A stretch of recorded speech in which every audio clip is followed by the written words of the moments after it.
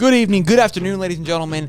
I want you to take a second and look at this video right here. This young man strikes this young lady as the fans rush the field after the Tennessee versus Alabama game. Now, my question to you, if this was your brother, cousin, friend, companion, nephew, son, etc., would this be acceptable behavior to you? Would you be disappointed in him? Would you be upset? Would you be frustrated?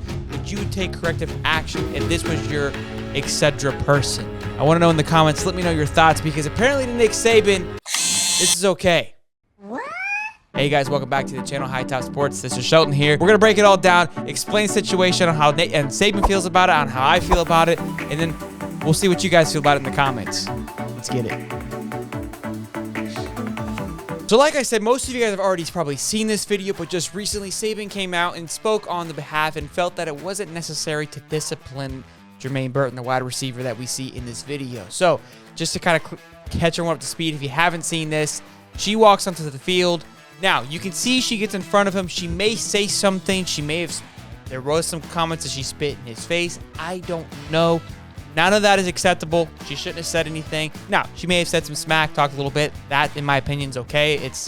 It comes with the territory, right? Spitting in someone's face is never acceptable. That doesn't mean you, as the man in the situation, strikes the woman, okay? There is a video clip of him hitting another man. The guy's running by, and he just kind of recorded him, and he's not really saying too much, but Jermaine hits that guy as well. That, to me, I wouldn't care too much about. It's turning a blind eye to that. Now, you can kind of call me a hypocrite on that situation, but at least it's another male. I don't condone it. I don't think it's okay either, but you can't see what he's doing. You just get it from the person holding the camera's reaction. It looks like he hits him, but it could have been like, hey, he clipped into him. I'm not quite sure. From the track record that we see of him hitting the lady, tells me that he probably hit 2 people that day. Damn! Now back to him hitting the young lady. We're not quite sure what was said. They've asked her to interview. She's denied it. Regardless of that situation, doesn't matter. Should never be acceptable to lay hands on a female, okay?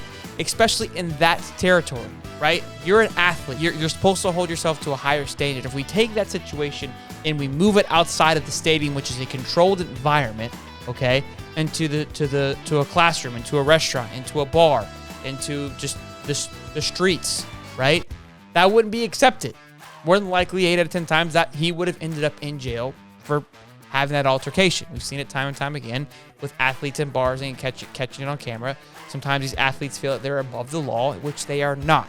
Nick Saban spoke on this, and he said this: I think the difference in what a lot of people think is discipline necessarily punishment?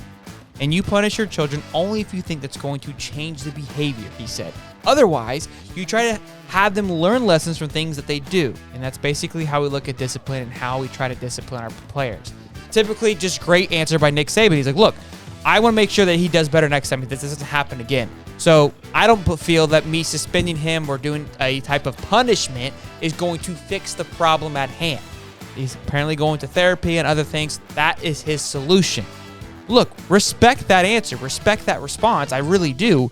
But what are you saying to everybody else? What are you saying to other young kids? What are you saying to the rest of the team? It's like, look, someone comes up and they piss me off and I whack them across the head. I'm just going to go to therapy. No big deal. You know what I mean? Like, that's, to me, I think I truly believe that Saban is taking an L here. And I feel like he's not being criticized or held accountable enough by the rest of us, i.e. the media and people in general, right? Because it is Saban. Because he's done such a great job for so long. He's stayed in between the mustard and the mayonnaise. He stayed between the lines. He hasn't ever gone too far out of bounds.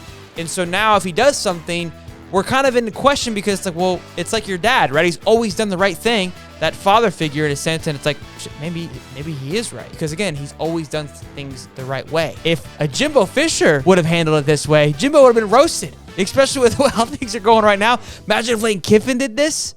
We would be losing it right now if he handled it this way. He wouldn't have a job. People would go going absolutely nuts, saying he doesn't have a control on his team. They run the team, etc., etc., etc. Blah, blah, blah. You guys get the point. Again, I think Alabama has 2 losses this year, once against Tennessee, and now with this situation at hand here. Let me know down in the comments. What do you guys think? Do you think it's being overblown? Do you think it's not that big of a deal? Again, we don't know what was said, and I think that might be something that people try to utilize as a well, she said this or she did that. That doesn't make it okay. That doesn't mean that you can condone those type of actions. I really don't. Now, I'm sure there's people coming here and say she wants to talk the smoke. She's going to get the smoke. I disagree with you on that one, boys and girls. But again, let me know what you guys think. If you guys liked today's channel or the content, make sure you guys like, subscribe, turn the bell on. We go live every Wednesday at 8:35 to talk all college sports, pick'ems, all that jazz. Till next time, I'll see you guys. Thanks.